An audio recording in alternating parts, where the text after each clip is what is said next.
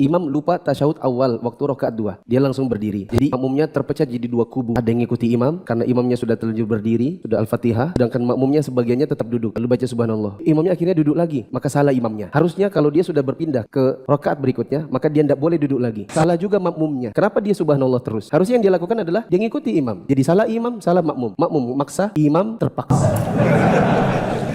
Harusnya imam berdiri tegak, lanjutkan bacaannya. Kenapa? Karena tahiyat awal hukumnya hanya wajib. Sedangkan berdiri di dalam sholat hukumnya itu merupakan rukun. Tidak boleh turun dari rukun ke wajib sholat. Kalau dia sudah sampai di rukun, kemudian dia turun duduk tahiyat awal lagi, maka dia turun derajat, downgrade dari rukun turun ke wajib. Nah ini pertanyaannya, itu kan tadi tahiyat awal. Bagaimana kalau kasusnya tahiyat akhir? Harusnya duduk, dia malah terus berdiri. Makmumnya subhanallah, subhanallah. Dan makmumnya tahu itu rakaatnya harusnya 4 jadi 5. Jawabannya dalam kasus ini sebaliknya. Makmum harus bilang subhanallah. Kalau imamnya tidak mau, tambahin subhanallah. Mungkin kurang subhanallah.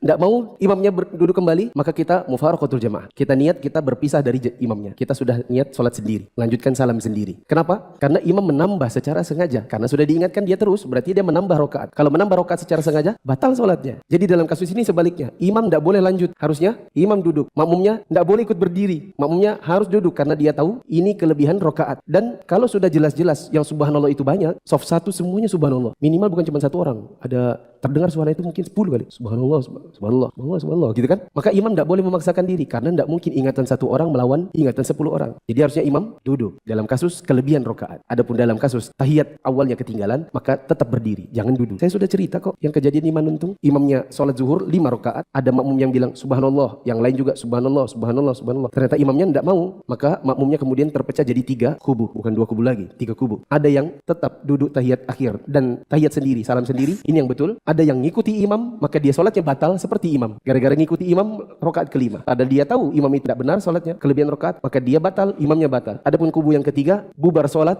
diulang dari awal. Nah ini salah. Kenapa juga dibatalkan? Ya, harusnya seperti yang pertama.